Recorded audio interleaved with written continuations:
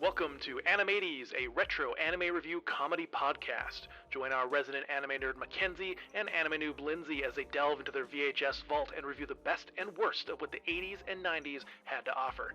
These episodes contain spoilers and adult language, so stick around if you're cool like that.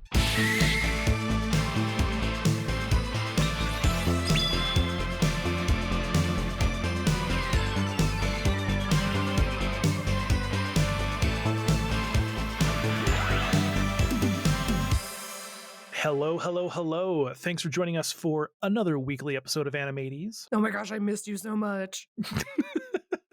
It's been so long. Ugh. All right, Lindsay. So, look. Oh no. We've had it pretty good for a while. Oh no. So we're gonna keep going with that. Yeah. Most of what we've watched lately has been fairly lighthearted. Tenchi, Neighborhood Story, Cat's Eye, Utena, even like Gundam Wing and Robot Carnival, while a little darker, we're still pretty easy on the mind. Oh no. So I've been in a mood lately. And I wanted something violent, gory, and dark. Hell yeah. I ended up watching 18 hours of some really dark anime. 18 hours? I probably watched like 7 movies and a bunch of series. Wow. Things I had watched before, some new stuff I had found that people had been telling me about for a while. And like some of them would have made okay episodes, and some of them would have probably made really good episodes, but unfortunately had a bit too much graphic sex in them. Meaning we'd probably get age restricted. Like we did with the Wicked City episode. Did we? Which, oh man. Well, a little bit, yeah, especially on YouTube. We talk about ghost titties a little bit too much. So it made me think, though, if we ever get like a larger audience and we like start to make a bit of money off the podcast via like a Patreon or something one day, we could totally run an extra monthly episode called, just for patrons, called Animates After Dark. Ooh. Where we can do some of the like real crazy shit. But I wanted to ask you more about what your hard passes are before I tried doing that.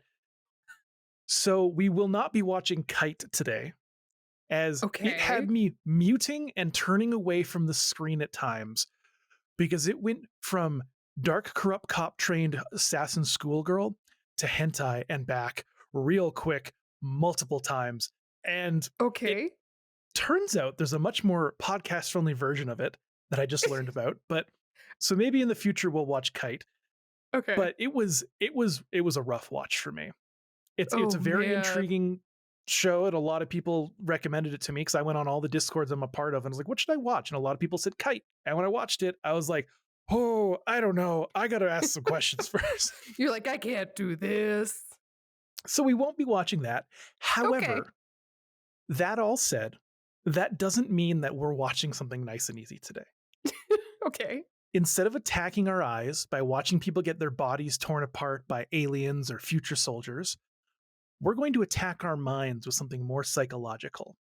Ooh. Okay. This week, the series had reviewers saying, this is a film that will leave you with profound psychological scars and the feeling that you want to take a long, long shower. But it was also hailed as a must-see masterpiece that paved the way for complex anime films to follow. This week, we are diving into the life of Mima Kirigoe, a member of J-pop idol group Cham, who decides to leave and become an actress. Oh my gosh, is it what I think this is?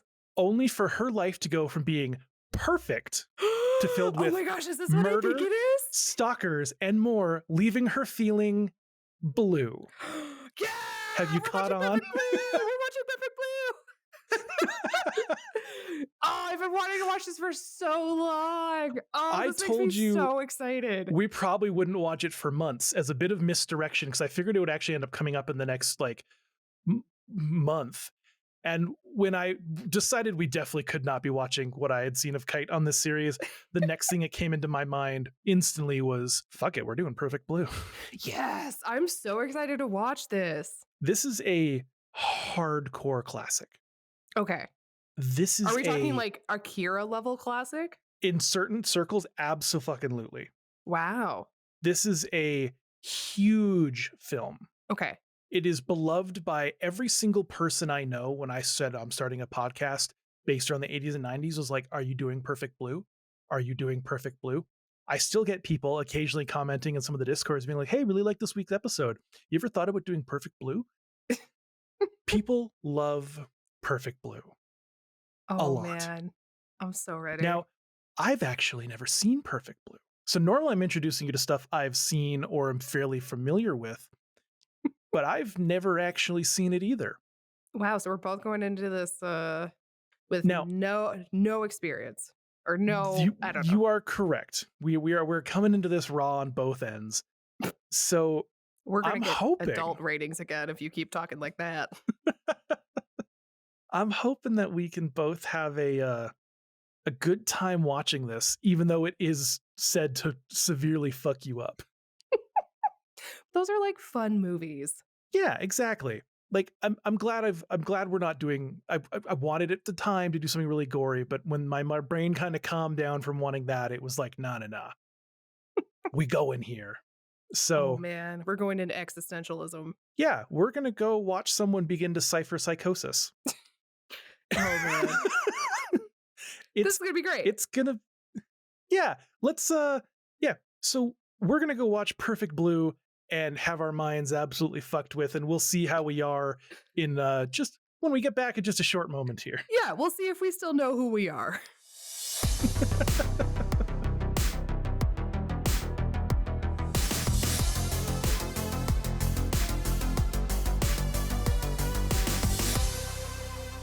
And we are back from watching our teen assassin flick Kite. What? No, we aren't. We watched Perfect Blue. No, I said months ago we weren't going to watch Perfect Blue until we had a larger listener base. We literally talked about Kite this You morning. motherfucker. I know what you're doing. What am I doing? You're making me question my reality. You did for a second though, didn't you? I was like, we talked about Kite and we didn't want to watch it because it was a lot. So we went for this one instead. You I figured in the spirit of Perfect Blue, I'd try and mess with their head a little bit, much like how this movie messed with mine, and I imagine yours. Oh yeah. Oh yeah. I'm glad you told me to watch it twice because I definitely needed to. Yeah. It's one of those ones where you can't watch it and take notes as easily as you can most stuff. You have to just sit there and stare at it and take it all in. Yeah, you need to take in all those little details. There's they are very important. Crap ton of details. Holy moly. And like even the cuts between like scenes, especially in like the third act, you're like, oh, I need to pay attention for sure because you will miss stuff. Yeah, the first time I had watched it was when I was having finished doing an all-nighter and then was like, I'm going to get my schedule on track. And then something happened that did not allow me to get my schedule on track. So I was like dying of tiredness watching this and being like, no, this is not a movie to do that with. This is a movie that you really have to be in a good headspace to watch. No, it was not a good idea. I turned it off halfway through and I was like, I'm not doing this right now. Oh man, yeah, that's fair. It is Perfect Blue is a mind fuck that creates this like twisted sense of self-doubt towards like what is real and what we actually make up like to comfort ourselves. And when you watch it, you're kind of like, oh yeah, no, I don't do that. And then you're like, or do I? Oh yeah, absolutely. And just like the trauma responses and stuff like that, you're like, oh man, like please be in a good headspace when you watch this. Oh, absolutely. No. There's a reason Darren Aronofsky loves this movie. Oh yeah, and like he used it in Black Swan, but also scenes of it were recreated in Requiem for a Dream. Yeah, exactly. The shower scene where she's like kind of bent over in the tub. Yeah. It's yeah. If anything else, just go into it like you would a Darren Aronofsky film. And it comes at you quick. Oh yeah. And the thing is, like, they are very smart in how they designed it because, like, we open and it's like a bright, warm day. There's like this cutesy pop song. We're at some sort of like not a fair, but like a theme park type thing. Like, oh yeah, okay, I get this. And then it just gets so dark like and real quick. terrifying. Oh yeah. Like, Like, oof. and the sound design for this is incredible. Oh, absolutely. There's incredible backing tracks that just kind of made these bouts of psychosis that the character's going through dig extra deep into your mind, because they just they cut to the beat, and they instill this, like, it's not like a pop song all the time, or it's not like a radio rock song. It's sometimes it's just this weird eerie noise, and you're just like, Mhm. oh, I don't like Oh this. man. Well, and like one part that I can think of specifically, and we'll get into it when we like break it down more, is when they're playing the pop song on the boom box, like the pop Oh, song we heard earlier, but it's mhm. like distorted and like just so creepy. So it was like very well orchestrated in like how they chose to present it in that moment. Yeah. Yeah, they used the sound as a very effective tool in this movie. There's also this weird thing that happened with specifically the synth pop song that happened in the background of the strip club scene. This song Oh, is not listed in the credits. It's not included on any commercial or bootleg release of the soundtrack, and it was not added to the vinyl record. And this is as of at least 2020. There are no credits as to who wrote the song or performed the song. There's no full version of that song heard outside of what you hear in that one scene. oh, interesting. And, like, was there a reason why they chose to do that? We don't know. Oh, They okay. just, for some reason, they were like, you know what? We're just not going to do it.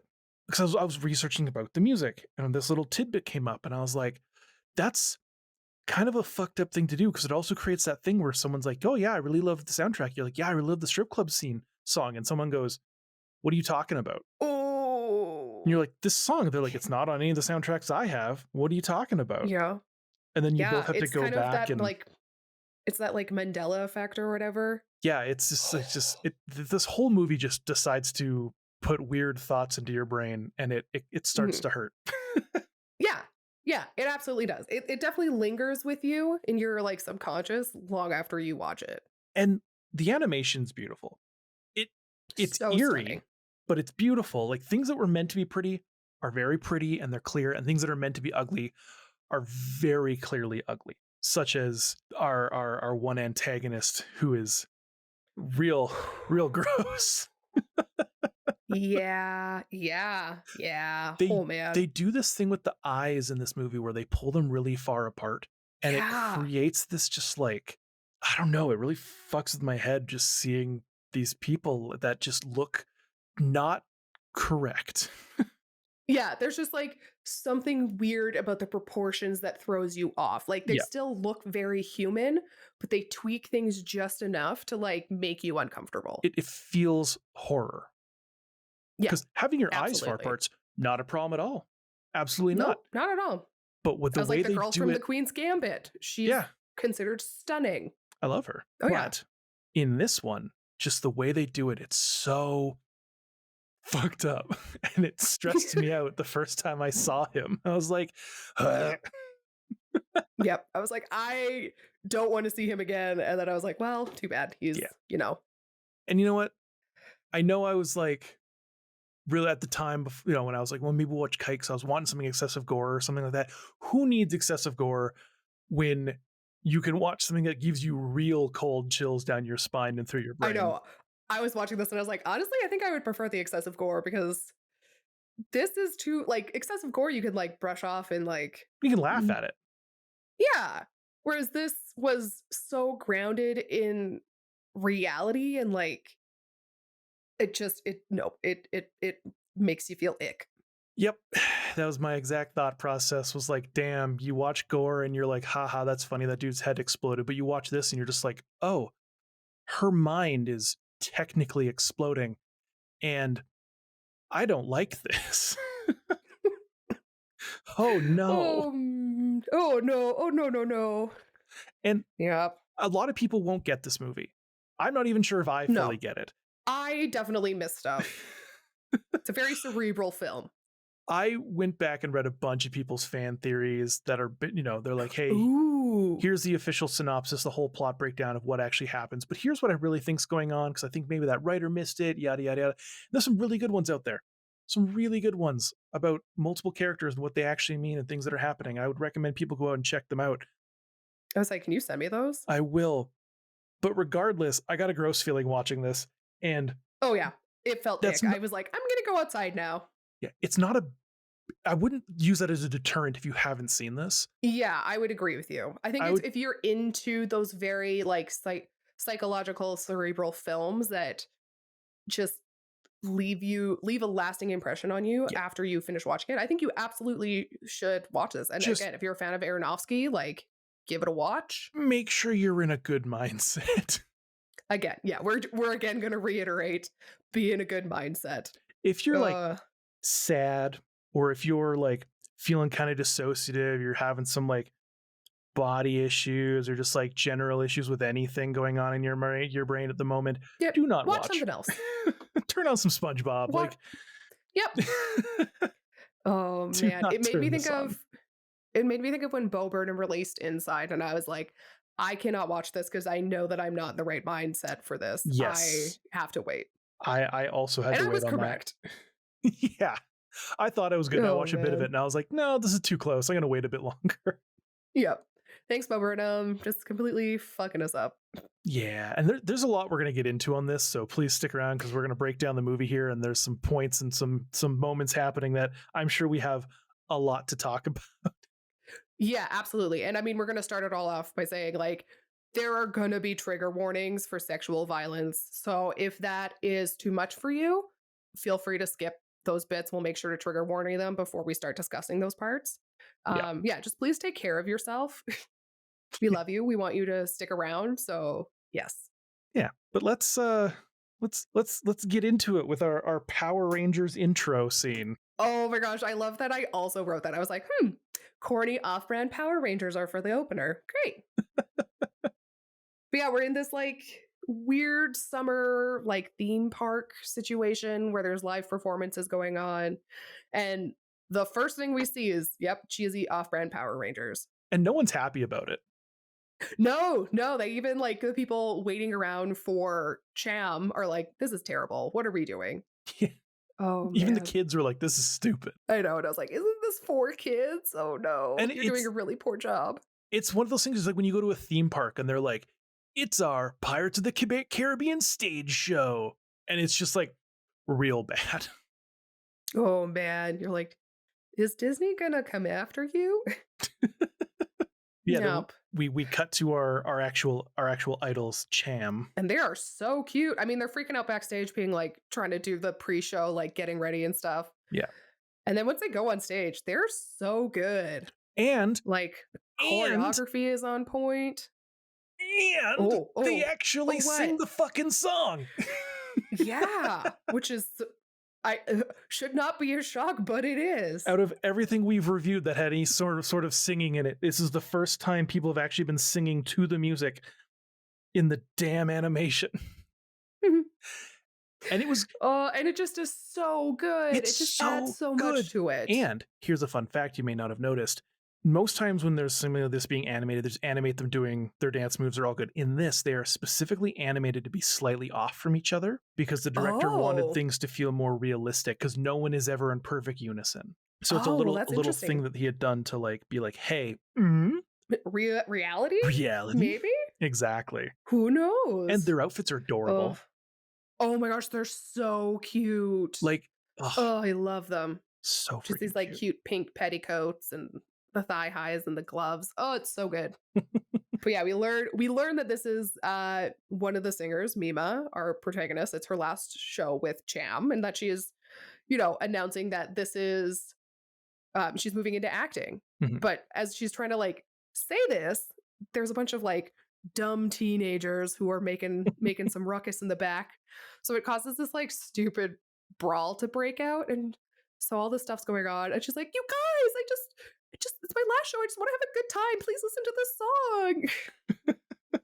And this is there's two things here I really liked. First is that they're cutting between them dancing and singing and her normal life as she's like breaking it down to her Yeah. agency that she's going to be leaving. They didn't try and do like scene and then scene or like full scene, full scene. It was like we're going to cut in between. And this is also where we get our first glimpse of um, his actual name is Mamuro, aka Tuxedo Mask. But this is where we get to meet Me-Mania. Yeah, and just again, good character design because straight off the bat, you're just like, I don't trust this guy. No, my He looks creepy. literal note is just Uh, uh-uh. I love this so much. Yeah, I literally had just written creepy guy in my notes until I actually found out what his name was. Because I was just like, oh, he makes Yeah. you feel, ugh. It's Yeah. unnerving. But yeah, it's so unnerving.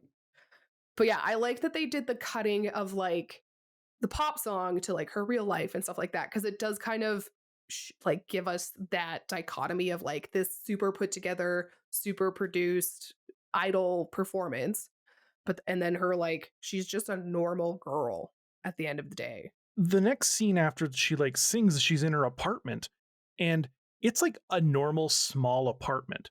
It's so it's like a room, Like she's an which I idol. mean, I guess that's normal. I Yeah, she's an guess, idol but and she has just a regular Japanese apartment. in like a random street block, like by with a Yeah. train outside of it or whatever. Not actually not that one, but that's Yeah. later. But yeah, like just like general street stuff. And I was like, you'd think that they'd be making way more money being idols, but apparently not. Well, and even like, yeah, you see her after the show getting into the car and there's like swarms of fans everywhere and she gets like a love note and all this stuff. And it's interesting because the person who hands her the love note is like, "Oh, I'm always looking at Mima's room," which she's like, Mhm. "What? What That the makes fuck no are you talking sense. about? That's really creepy. You're staring into my room," which no girl ever wants. But at the time, she doesn't really think much about it. She's just like, "Oh, okay, yeah, yeah, yeah." And then yeah, she opens the like letter later on and it says it again and she's like, "That's uncomfortable." But still has no idea what it's talking about. No, not an idea. But yeah, also that night she gets a fax. So I love that. My note is fax machine in the house is wild. Same with not know, knowing about right? what the internet is. Oh man, I loved it so much. Uh, But yeah, she gets a like a scary fax of just someone writing the word like it just like the serial killer like cut and paste like mhm. whatever and it just says traitor all over it and she's like, Yeah. It's yeah." and like she's done with being an idol. Like she takes all her posters of her band down. Like And it's not in like a dramatic way. It's just no. okay, we're done at that. Yeah, moving on. Like not Yep. emotional, not anything, just like do, which Yep. was also unnerving to me for some reason because it's just so calm and just done with it. But normally when you're Yeah. done with something like that, there's some sort of like bad emotion tied to it. But Yeah. It just felt like she's going like, okay, well, next season, like, yeah, what's now? Like it just yeah, it was very it interesting. felt abrupt. Yeah. But maybe, I don't know, maybe because like she lives in such a small apartment, maybe that's they can't keep clutter and things like that. That's fair. So that's my thought. Although, if I you don't know. notice in the animation, as her mental state breaks down, her apartment begins to become more cluttered. Fun fact. So much more messy. Yep. I did note that as well. I was like, that is an intentional note to parallel her mental state. Yeah. So from there, we go to her first day on set for this new drama called, oh gosh, I had Double Bind. And she's like sitting there. She just keeps saying the line, "Who are you? Who are you?" And it's good because as the audience, it kind of cuts to that right after her reading the love letter that says, like, "I always look into Mima's room." Mhm. And so it starts this trend that's very beautiful and very well done in the movie of like the transitions blending really well into each other. Yes. So she's on set. She's like, "Oh, I'm so nervous," which is fair. Like, it's your first day on set. You don't want to mess this up, especially because you're doing a career change. And, you know, her one manager, Rumi, comes over to like chat with her, see how she's doing, stuff like that. And then she brings up this Mima's room and she's like, "Oh, it's a blog on the internet." And so she's like, "Great. What's the internet?" What's the internet? I know, which is so crazy. And yeah, she like goes to do her line and we see Mimania just like in there in the on set. And I'm like, why? How is he here? Like I can understand like him being outside of like idle things, but like how does he get into like sets? Like I think those he's a you have to be security guard because of the armband he has. I think he might, yeah, because he was the security guard at the like festival yeah, ground or the whatever. show So in the park. She has one line for her first I acting. know. She quit for one One starting line. line. I know. I was like, that is not when you just make your career change. It's once you get like you get in the top 10 on the call sheet is when you should probably be doing that. Yeah, but But I mean she's her managers are like fighting for her to get more lines. We see this as they're talking to the producer and the screenwriter for the show. yes, exactly. And then we also learn that she's still getting fan mail even as an actress. Yeah. Well, kind And it's like of. sent to the studio. Yeah, kind of fan mail. Because But while she's like doing her scene, we hear they say action and then there's like an explosion and it turns out one of her managers, Tado Koro. I'm going to get this name because I wrote it down 5 billion times. Oh, there we go. Yep, Tado Koro. So Mr. Tadakoro opens this ladder that she's received to the station and it explodes and just blood everywhere. You're like, oh, that's not good. And she runs over to like see if he's okay. And a piece of the letter falls to the ground and it says, "This is a warning. The next one will be real." And I was like, this one was real. Like it exploded and hurt someone. but what's Like, crazy though is that she still doesn't seem that bothered yet. no, because we cut to the next scene and it's just Mima and Rumi setting up her new computer so that she can finally figure out what this Mima's place is. So yeah, she's like, well, that was weird. Let's and just keep going with everything. and she's reading the blog and she's not all that bothered by it at the time. She just kind of glimpses at it a little bit and is like, that's weird, and like Yep. closes it down. But there's like weirdly specific details that should be like piquing your spidey sense. Like, oh, I stepped off the train left foot first, and that must have been why I like messed up my choreography and stuff like that. Like, I feel like those details are alarming. Like, alarm bells should be starting to go off at this. I don't You know. would think so, but they haven't quite hit yet. No, not until the next day when she goes to get off the train and she goes to step left foot first and then like freaks out. And she's like, oh shit, and freezes and then gets pushed off the train. And then she just like has a full on panic attack and starts running away. And like Jeez. her career moves are interesting because they're like, hey, we've got this idol and she wants to be an actress. We can make her do whatever. So we're going to have her do some crazy shit to get views, basically. Yeah, exactly. It's so predatory. Yeah, and this is a warning for those of you who want to skip ahead a little bit here, because the scene she has to perform is a rape scene. Yep. In a And strip club. It's hard to watch. her agreeing to do it is wild, but she's clearly doing a good job and she's like putting her all into acting in this scene. And I really appreciate that when they call for pause to like move the cameras around, the guy that's quote unquote attacking her like bends over and whispers that he's really sorry they have to do this scene. Like he Mhm. doesn't want to be there either. And I'm like, I'm really glad they kind of throw stuff like that in to still make it feel like it is a shoot, but fake scene or not, it is a hard watch. It is hard. And I think what makes it hard is the fact that it is animated. Because in live action, you have to be specific in how you place cameras and things. Yeah. Whereas in animation, you can do whatever you want because they're not real people.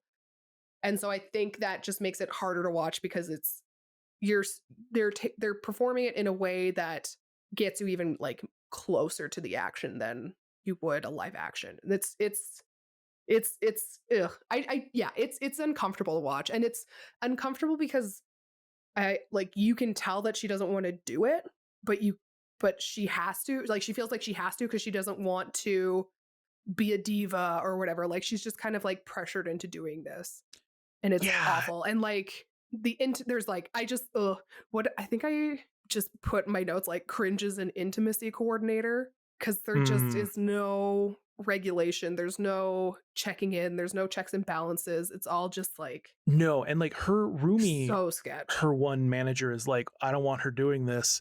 And then her like male manager's like, yeah, don't worry about it. It's all good. Yeah, and she's like, it's fine. It's not like I'm gonna get actually assaulted. And I'm like, I hate this so much. Yeah. And like you said, she doesn't want to do it, but she doesn't seem all that bothered after it. She's like smiling, whatever, gets in the car, having a good time. And then she Yeah, gets they're like, "I'll take you out for dinner because you've been working yeah, so hard." and then she gets home and realizes that her fish have died. Yeah, and that's, like, the final straw that broke the camel's back, so to say. Like, she just All of the emotion comes pouring out. flies off the handle. Very rightfully so. She just went through like, you watch her disassociate while Mhm. filming that scene. Yep. Like, of course she didn't want to do that. No one wants to do that scene. The writer who Nope. wrote it, I don't mean the writer of this movie, I mean the writer in the movie, is a piece of shit Mhm. who's writing things like that just to make the ratings go up because he now has an ex idol that he can get almost nude. Oh, it's so predatory and creepy. And then, of course, also while they're filming this scene, Mimania has somehow made it onto this closed set. Mhm. And I'm like, "No! Like, you should this should only have whoever is necessary to be filming this scene. Like, no one else should be in this set." And it's just like, and they even say, like, "We had to build a strip club set because no strip club wanted us to Film a film scene. Yeah, this gratuitous violent scene in their exactly. establishment," which just is makes it ick. After you've seen Me Mania a couple times, I was looking for him in every scene, every reflection, every window reflection, every train. I was looking for a silhouette of him, and it kind of fucked with me because I was like, where is he? Where's he going to show up? You're so paranoid. Ugh.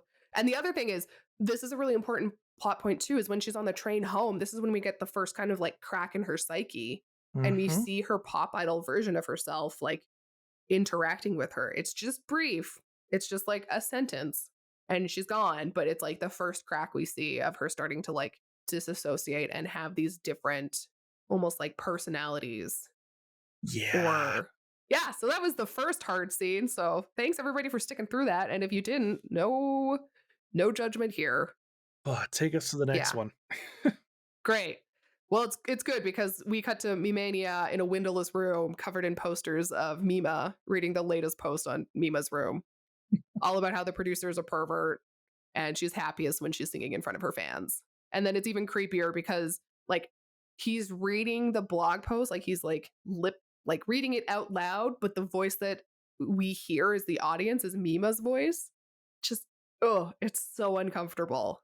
But we see Mima's like in a montage after this doing interviews being like, "Yeah, I want to be seen as a dramatic actress now. I don't want to be seen as a pop idol and stuff like that." And just like her really trying to like push this rebrand. You mentioned her psychological break kind of happening, but it's not just like these subtle dreams, it's like full on visions and interactions.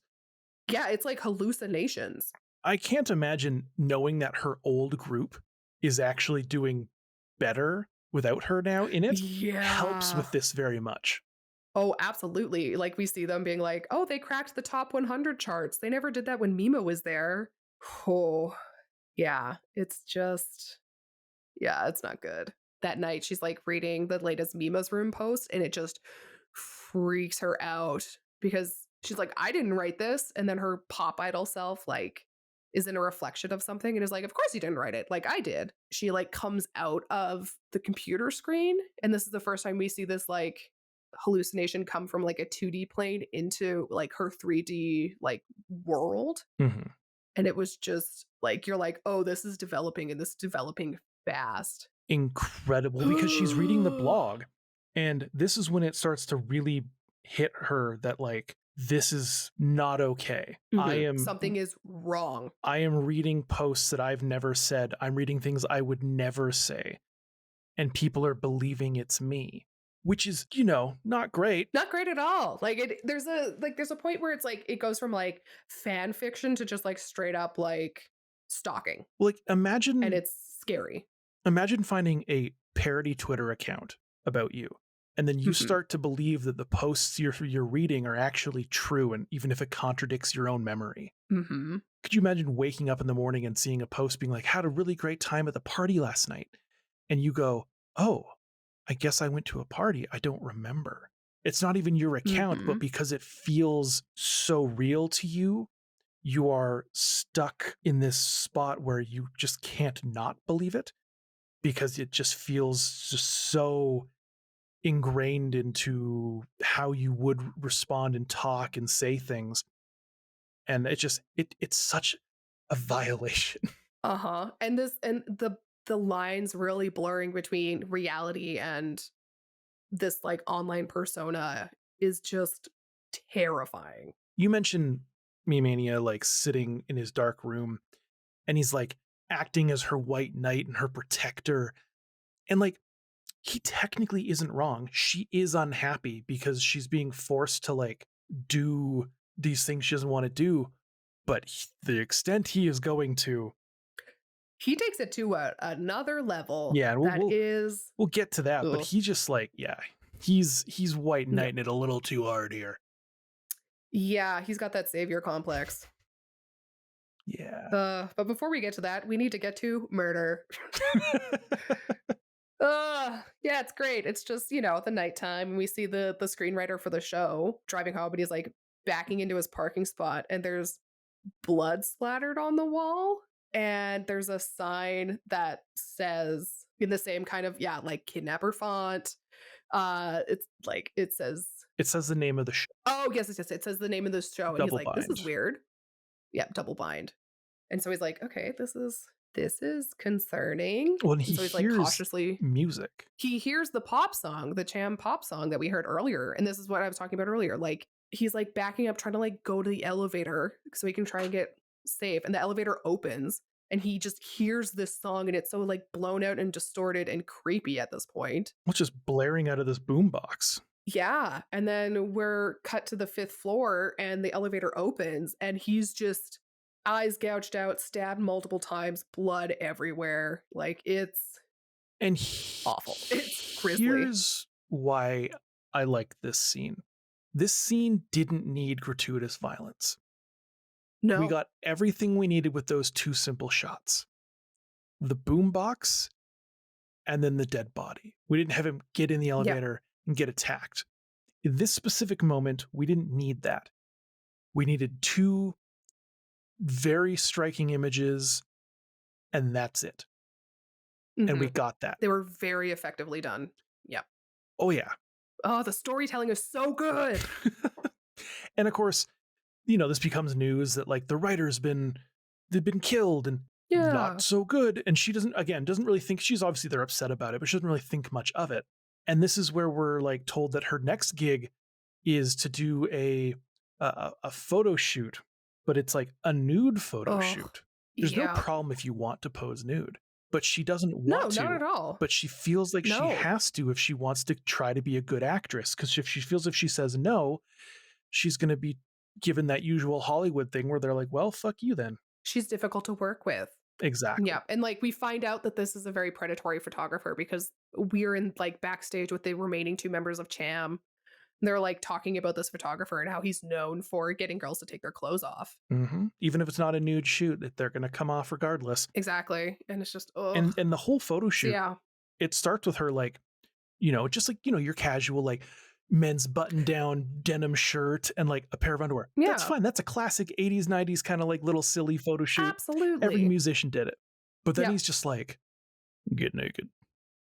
Take Yeah, more there's off. just like more and more and more. And it's so haunting because it's interspliced with Cham singing their like new song about how they want to be like comfortable and wear jeans and not tight suits. And they'd much rather read comic books than textbooks and like this very happy, like uppy pop song that is then interspliced with these like predatory, uncomfortable scenes of this girl being taken advantage of, basically. It felt wrong Yeah. because it's like, I'm gonna say it. If your job ever tells you to do something that you don't want to do, and they say they're gonna fire you if you don't do it, let them fire you. Like, Exactly. do not do that a thing you really don't want to do. It's not worth it. Well, the other thing is like, I don't know what the legality is in Japan and stuff like that, but I know here in Canada, it's like there has to be checks and balances. Like if you feel uncomfortable doing a job, like there has to be certain, what is the word? Like Regulations in amendments place. made to it Yeah. and stuff like that. So that it's like there has to be checks and balances to show that like there was a dialogue for trying to adapt this thing for Yeah, but if you're already having a mental break and you're trying to be a good actress and you're just doing whatever people tell you needs to be done, you're going to do it Mhm. even if you don't want to, unfortunately. Yep. And Yep. this is like, at this point, this is even where she starts to believe, like, even more so, that this website's real, and like starting to crack in her brain even more that this could actually be her. And like I've experienced hallucinations before when I was really sick once, like incredibly Mhm. sick, I ended have up in the too. hospital because of it. And I was confined to my house, and I wasn't fully cognitively aware because I was incredibly sick, like physically, not mentally, but physically sick. And they were very brief and short. I could not imagine being fully conscious, going about your day and just seeing someone that is you, being like, hey, you're not real. I'm the real you. That's Yeah. terrifying. It's so terrifying. Ugh, and she just yeah, it just is haunting. So again, be in a good headspace when you watch this film. Yeah. But Oh, our yeah. our next scene here. Is the like fans in the magazine store checking out the new publication of these nudes. Like, oh, and it's not even like it's like full frontal. Mhm. Like you see everything Yeah. and they're published. Mhm. Like this is infuriating. Here comes me mania thinking he's protecting her by buying all of the copies so that the public, can't access them. But like, I get Yep. what he's doing, but also, no, that ain't your Mm. job per se, especially when you're Yep. like super creepy about it. Well, and then especially because like the next scene is him back in his windowless room and all the posters in unison are telling him like, "I won't change a bit. I'll always be with you. That imposter is getting away or getting in the way." Like, oh man, it's so unnerving. And like he tells the like posters like, "Don't worry, I'll get rid of this imposter." And And it's just yeah, adding more gas to this fire and just elevating this conflict more and because now she feels as though she might not be real and there's this other part of her that might exist, but also Mhm. he experiencing almost the same thing, but he's being guided by like, he says he's being guided by her, Yeah, he's which getting emails from her. which is a whole other side of Mhm. that. But Yep. before we can even get to that, we got to deliver some pizzas, Oh, which I believe is yeah. our next little group of scene here. Oh, man. Well, before we get to that, I just wanna talk about, like, how the scenes that Mima is, like, a part of are now starting to, like, mirror the psychosis and that she's feeling. Oh, like in Because her like, her acting. character's Yeah. like, the storyline of the drama. Oh, it's and so yeah, and it's interesting because then it starts becoming this part of, like, is she acting? Is this real? And it's kind of this narrative device that the people, the screenwriters and the directors have done to make you not know what is real and what is Well, and that's not. how they animate it. Is it like it cuts in with this scene where she's talking about some crazy shit, and you're like, oh, what? But then all of a sudden, the actors that are other actors in the show are all of a sudden on screen, and then it fades out from like a director's view of a camera, and you're like, oh, it's a scene from the show because she's talking about her Yeah. psychosis and how she's not the real this. She's actually a pop star, and you're like, wait, what? Hold on, and then boom, it's from the TV show, and you're like, Yeah, and you're motherfucker. watching the it's so yeah, it's oh man, it's so good. Yeah, watching this transition as well, it does takes it to the pizza delivery part Well, sorry. where I know. I oh, was going to sorry. get to that. Then you wanted to get to this. Before we get to the thing I wanted to get to, before you got the thing you got to, the TV show she's on is double bind.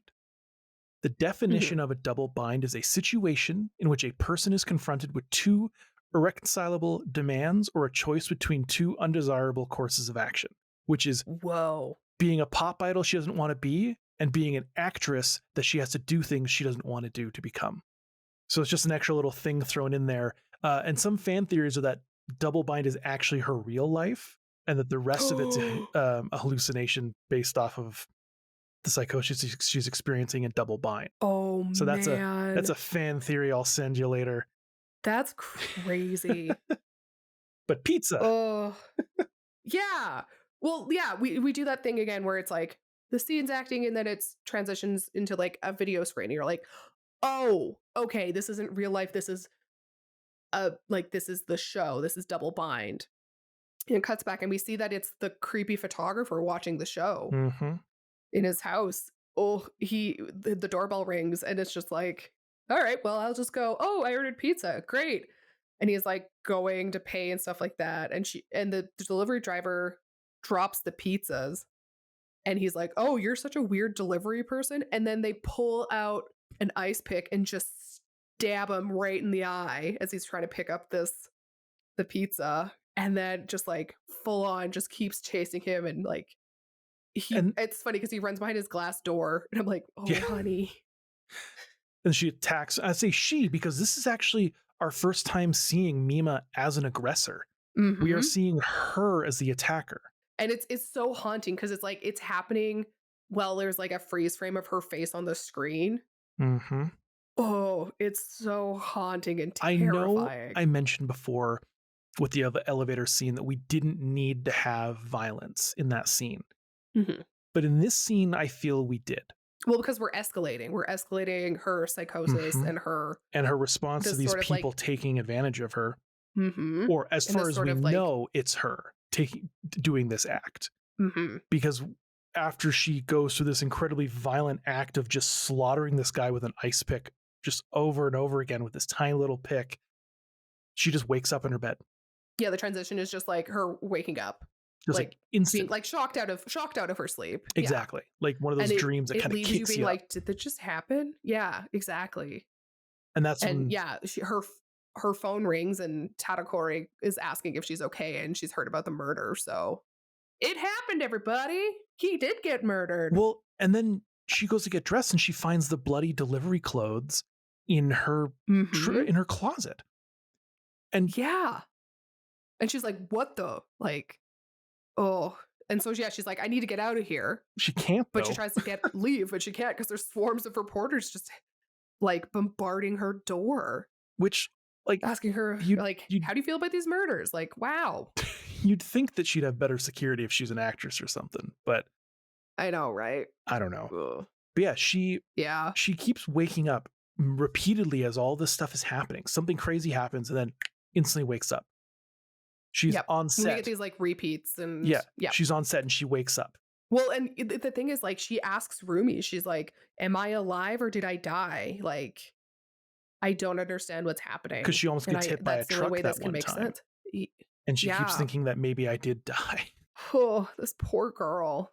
But yeah, it's like she's getting ready to go shoot this scene where she's murdering the club owner of the like her character's like where her character was assaulted. And they're like, "Hey, now like make sure you breathe heavier than we did in rehearsal." And then she like, yeah, she just proceeds to like hyperventilate and pass out. And then it cuts to her waking up in her room again, and we're just like, no idea what's going on. Yeah. Then we're back again. And because like she goes back because they have to actually film this scene. Hmm. And then as they go to leave, like her and her like management, they're like, oh, where is she? We need to go find her.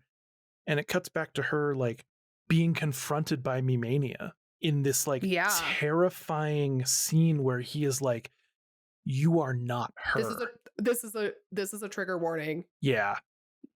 Again, there's going to be discussions of sexual violence. So if you aren't okay with that, please skip forward a little bit. Yes. And he like attacks her and you are not her. You are an imposter.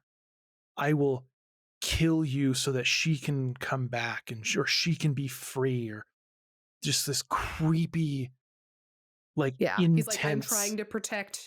I'm trying to protect Mimarin, and she's like, I am her, like, and he's just like, no, you're not. I don't believe you, because you didn't know my name. Well, and then he says, like, you've been emailing me. Yeah. Real emails. You've been telling me to do this. So you are clearly Hmm. not you. And it's like, hold up. These are real emails he's been getting. Hmm. Oh no. But we Yeah, and it really pushes this point of like, does she have DID? Like, does she have multiple personalities and she just doesn't know about it? Mhm. Like it you just have all of these theories that you're like, I have no idea what's going on. And I don't know what is real and what is not. Yeah, and like this scene it gets violent because like he's chasing after her, and then he like Very. tears open her shirt, exposing her breasts, and then he like keeps trying to like he stabs her in the shoulder as he tries to like hit her in the face but misses. He like runs through this entire like back production facility until they end up back on the stage where they had imitated for that movie scene the sexual assault. Mhm. And then he's like, well, we're going to make this a real one, and proceeds to Yep. like tear off the rest of her clothing and like begins to like start taking off his. Thankfully, she sees like a carp, like some carp left his belt, and there's a hammer in it, and so she's like, "Well, self defense," and she just like gives him a good whack in the head and murks him. Well, he's not dead yet. No, no, because we all of a sudden hear the director yell cut, and she like looks, and we're back to her being on set, and like everybody's cheering for how good of an actor she was for this scene, and like she had a great performance and stuff like that. And it's just like, what is going on? So then we see Rumi coming to look for her in her dressing room, and like Mima is just leaning against a wall, like bloodied, torn up, like clearly having gone through an attack. And she's like, I was attacked. I'll go show you the body. And there's like Mimenia's gone. Like there's no body, no blood, like completely clean. Like no, there's like no evidence of any sort of conflict that happened. It's so weird. So what happens is Rumi takes her home, and she's like, and when she gets home, she says she has to call Tadakoro. And so she's phoning him, and we come back to the soundstage, and we just hear like we're panning trying to look for something, and we just hear the cell phone ringing, and eventually lands on his dead body, like leaned up against a wall, and then With, it slumps over and falls on top of yeah, Mimania. they're both dead. So it like it again, it's like, oh, so someone did get murdered, and now also this other person is murdered as well. And much like with Oh, the elevator scene, they're all missing their eyes. yeah. Which I'm sure there's some sort of like a, psychological profile that we could pull from that. I'm sure there's some scenes we're missing here because there's just a lot of crazy stuff It's that so just keeps complex. happening back and forth. So please make sure you watch this yourself. But when she wakes up and like Rumi's there and she's like, oh, Rumi, okay. And then she kind of goes away again. And then we get this other scene of her acting and all this stuff going on. And it cuts back to the room. And she's like, oh, wait a second. She looks out the window, and it's not the usual scene that she sees from her window. She is in an apartment that has been designed to look like hers. And that's when we see her idol self step out. And we have this vivid interaction between her and her idol self where to her eyes, it looks like her. But in the mirror, it looks like her manager, Rumi. And that fucked me up. Because I was like, hold Oh on, my gosh. wait a second. There's no Yeah, because fucking way. well, exactly. And because when I watched it the second time, kind of back in Act One, they say that Rumi used to be an idol. And so it's like, oh, like, so was Rumi this killer all along? And like, was she the one with DID who was like murdering these people because she wants to assume like Mamarin's identity and be an idol again? Like, what is going on? Well, then we get this hauntingly beautiful chase scene Mm-hmm. It's just where, like horrifying. But like the like idol like hallucination is like just floating and like skipping as she's like chasing this woman trying to murder her. and well, it's interesting because every time it cuts to the idol, yeah, like you said, she's floating, she's hopping, she's just kind of gliding through the air. But when we see her as Rumi, she's just sweating and she's running and she's chasing after her, just like, you can't, you can't.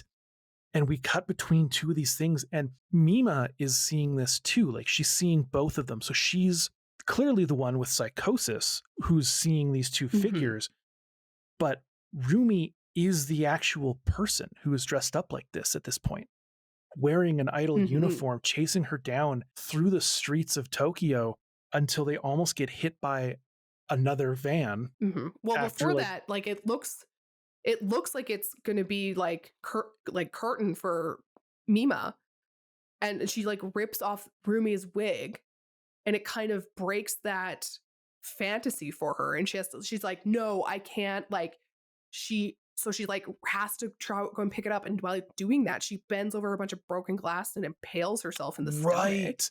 Right. Yeah. She has to try and keep the mirage going, and she ends up just like almost, yeah, you're right, gutting herself. Yeah, and then she's stumbling to put the wig back on, and she stumbles into the street where she nearly gets struck by a truck that's coming towards her. But she doesn't, because Mima freaking like jumps and pushes her out of the way, which, like, oh my gosh, if you're being chased by someone who's trying to murder you, I feel like you should just let them get hit by the truck, because Yeah, but if you remember, save them and you go out, like, you're dead. she's Because she still oh, likes, I don't know. It this is where this thing gets confusing, because she she being Rumi, it's basically at this point been confirmed that she was the one who was emailing Me Mania mhm, and giving him instructions. She's the one writing the blog. She's the one and who's murdering and people. murdering people, because she never wanted Mima to leave being an idol. She was Mhm. the one from the start that was like, we put so much effort into this, like, why are you doing this? And now her like golden, goose is leaving and doing something else, and she's seeing her being abused, so she starts trying to like get her to stop doing this, and then it just escalates and escalates to like creating these websites and basically hiring this psychopath to enact all of these crazy things. But unfortunately, Mima's experiencing psychosis at the same time, which is making Mhm. all of this just become so real for her that it starts to like completely change her idea of herself. And then it culminates with like, oh, this person I really, really, really trust and love is trying to now kill me because she thinks that I'm not who I should be, An imposter. an Yeah. imposter, and that she can be me, I guess. Like you had mentioned, her being an old idol, taking on the role of her. And like, it's a lot. It's yeah, this is such a complex film and such a really good, like, it's a good bit of storytelling. Yeah. Like, I think it's very well done in that And like I sense. said, people who have seen this, who are listening to her talk, are probably like, oh, you said this out of order. You missed this and that. I guarantee we missed 100 things to talk We about. missed so much Be- because it's just so dense. if I gave you a scene by scene breakdown of this movie specifically, we would be here for a few hours, Exactly. because there's so much that goes on. Because even It's so at the end, after complex. all of this, we fade out and it's a few years in the future, Oh, and is it? we head to, I didn't know it was a few years in the future. yep, because at this point Mima is now like a super famous actress. She goes to Oh, this like the psych ward, facility to visit. Yeah. and she goes to visit Rumi, and Rumi's staring in a mirror, and she's seeing Mima's idol image in the mirror. Mhm. And then as she goes to leave, the two nurses are like, oh, that couldn't be her, right? There's no way she'd be here. No, it must just be a lookalike. And then she gets in her car, but then she just kind of like looks at the camera and is like, No, she looks in the rearview or mirror. sorry, right. You're right. Yeah, sorry. She looks to the rearview mirror and she gives a little line. And I'm like, hold on a second here. She says, "No, I'm real." And I'm like, "Oh, this is such an incredible ending." Like it, but that, I thought I had it figured out. I was like, no, it's all good. Everything's been figured out. But now I'm like, hold on a second here. What do you mean I'm the real one? Is there actually some crazy shit going down? Because that's some of the other theories, is that there actually was a duplicate. And Interesting. like, that's where it starts to really fuck you up, because you're like, hold on a second here. What if there really was a duplicate, and the duplicate was the one with psychosis, and Rumi was actually trying to kill the actual duplicate? But which wouldn't really make a lot of sense. But for some reason in my brain at the time when I was looking at these theories, I was like, yeah, that might make sense. But it Yeah. just like Oh man. it fucks you up so This movie's a much. thinker. Yeah, like we said, like, it lingers with you. Yeah, you get Like, shivers that linger. yeah, you have, like, because you will be trying to figure out what is going on. And what's crazy is, so there's a live action version of this. What? Well, here's the crazy part. The live action version came later, but the original film was conceived as a live action feature. But Oh when a man. bunch of the like backers for it like pulled out in pre-production, they said, "Oh crap, what are we going to do?" And they said, all right, we're going to animate it. And so it became an animated movie and then was later turned into a feature film. But also, because this is based off a book, the director was given and the writer was given full control as long as there was two things that were met. One, she had to be an idol, and two, there had to be a stalker. The rest, he could do whatever he wanted, as long as those two things were still there. And they pulled it off. I would say so. They really pulled it off because it has become such a huge cultural like movie within like the anime scene. Even in people who don't like anime, a lot of them are like, if they're a film buff, they know Perfect Blue. Oh, yeah. They've all got their own theories. They're all like, oh, it's this and it's that. And everyone's like, no, it's not. It's this and it's that. And I'm sure somewhere someone's actual fan theory is correct. And it's not actually what they've got listed on like the Wikipedia or something. But yeah, we just have to wait for like Satoshi Kon to like come out and be like, yeah, this is it. And there's so much stuff behind the production of this movie that just kind of is crazy. Like, for example, the creator of Akira was credited as a special supervisor because they felt the film would fail unless they had his name tied to it in some way. So just to get it out there, they put his name tied to it. I guess it worked. Yeah, that makes me think of what they did with Scream and Drew Barrymore, how they like put her on like all of the posters and marketed her as like a character in it and stuff like that, and then kill her within like the first 5 minutes. They're like, yeah, we can do whatever we want. So just know that. It kind of makes me think of that. Yep. Also, Christopher Nolan's Inception, it draws a bunch of inspiration from other of Kon's films because everything they seem to do just ends up being really good. Like Paprika is what Inception is based on. And I just like when you got it, you got it. Unfortunately, with Perfect Blue, when you got it, it's terrifying. Oh yeah, it's horrifying, but it's so good. I highly recommend watching this.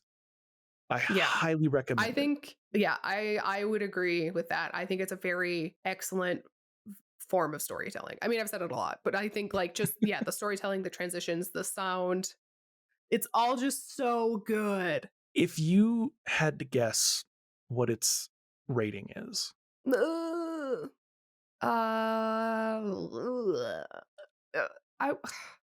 I don't know, like an 8 or a 9, I would say. Give me a rating. Come on, give me a number.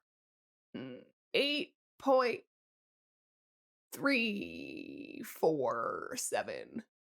You're incredibly close.